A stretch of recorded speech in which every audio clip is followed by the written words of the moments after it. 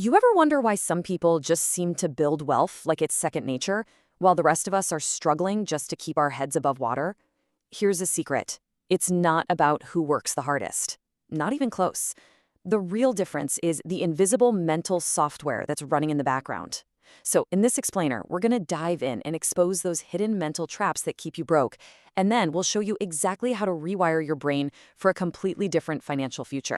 All right, let's try a quick thought experiment. I'm going to give you a choice, right here, right now.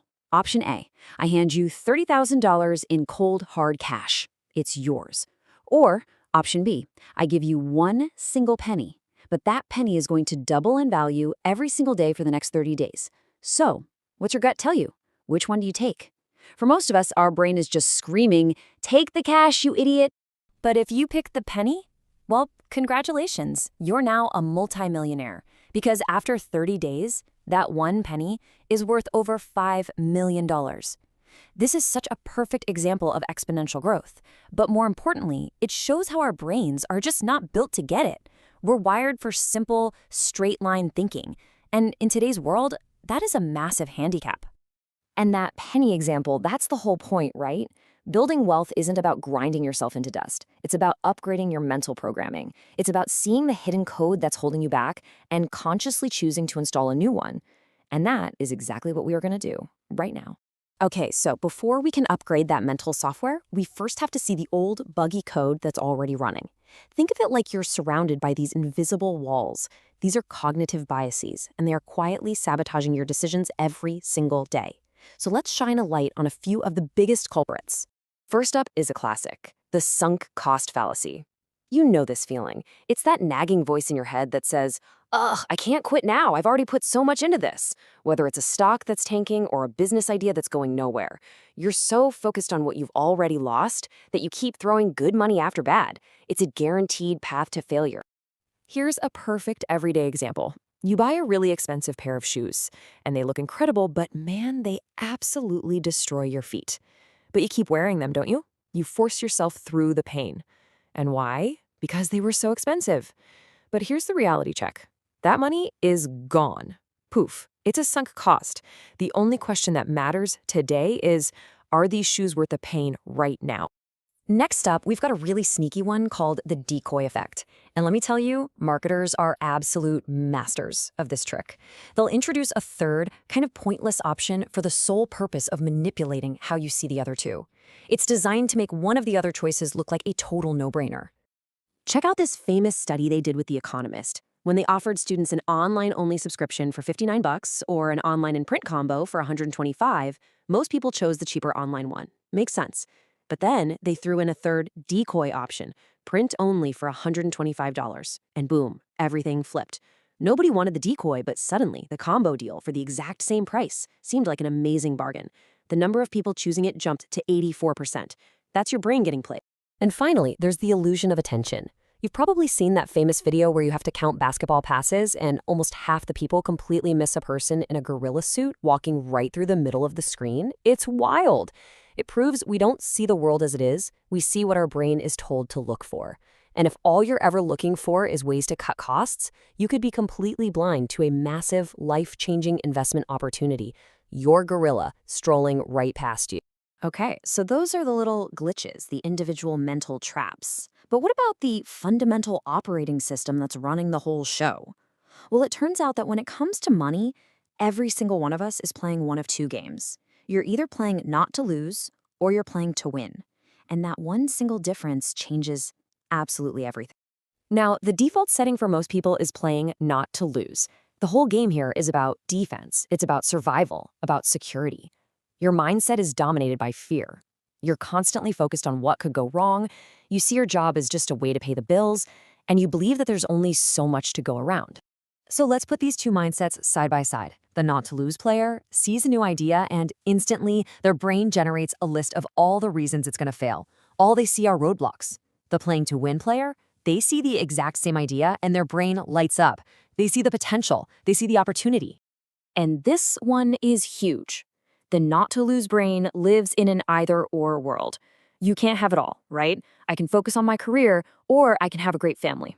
The playing to win brain just throws that idea in the trash. It doesn't ask which one, it asks, how can I have both? It's a massive shift from accepting limits to actually creating possibilities. And this might be the most important difference of all. The common question in our society is, so what do you make? That is a playing not to lose question. It's all about your salary, about trading your time for a paycheck. The playing to win question is totally different. What's your net worth? That's about the total value of the assets you own, the stuff that makes money for you while you sleep. That is the real scorecard. You know, this quote from T. Harv Eker just nails it perfectly. It's the difference between being a passenger in your own life, letting things just happen to you, and grabbing the steering wheel, believing that you are the one creating your reality. You are the architect. Okay, so you see the traps, you've decided you're done playing defense, and you're ready to play to win. That is awesome. But here's the thing. A new mindset is great, but it's pretty much useless without a new system of action to back it up. So now, let's get practical. Let's talk about building the system that actually sets you free. So what does this look like, day to day? Well, we've got to start with a huge concept from Rich Dad Poor Dad, the critical difference between your profession and your business. Look, your profession is your job. It's what you do to get a paycheck. You're working in someone else's business. Your business, on the other hand, is the collection of assets you own that generate income, things like real estate, stocks, a side hustle. The whole secret is to use the paycheck from your profession to systematically build your business. And that brings us to the first game-changing strategy, the buyback principle. See, most people think you hire someone to grow the business, to just do more stuff. But that's a trap. The real power move, the first goal of hiring, should be to buy back your own time from low-value tasks. Because time, not money, is your single most valuable and non-renewable asset. And the process is this beautiful, simple, repeatable loop. Step 1, audit. Look at your week. What are the tasks that just suck the life out of you? The ones you absolutely dread. Step 2, transfer. Get those things off your plate. Delegate them, automate them, whatever it takes. And step 3, fill. Take all that new free time and pour it into the high-value stuff, the things you love, that you're amazing at, and that actually grow your wealth. Okay, that sounds great, but you're probably asking, how do I actually know what's a low-value task for me? You can't just guess. You need a hard number, and that number is called your buyback rate. It's a super simple calculation that is going to bring stunning clarity to all your decisions.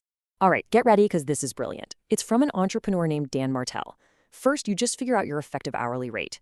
Take your annual profit and divide it by 2,000. That's roughly the number of hours in a work year.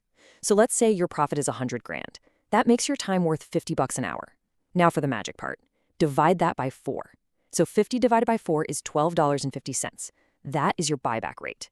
And the rule is dead simple. If you can pay someone else less than $12.50 an hour to do a task, you are literally losing money by doing it yourself. Period.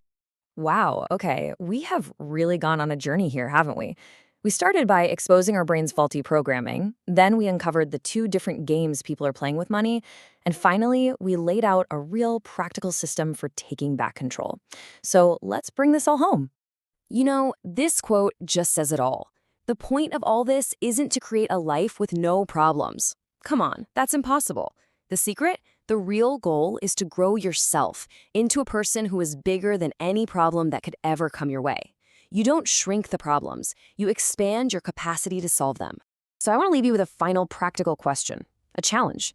Go ahead, actually do the math and calculate your buyback rate. And then I want you to find just one thing, one single task you do every week that you could pay someone else to do for less than that rate. Because identifying that one thing, that isn't just a small change. That's the first real step to buying back your life.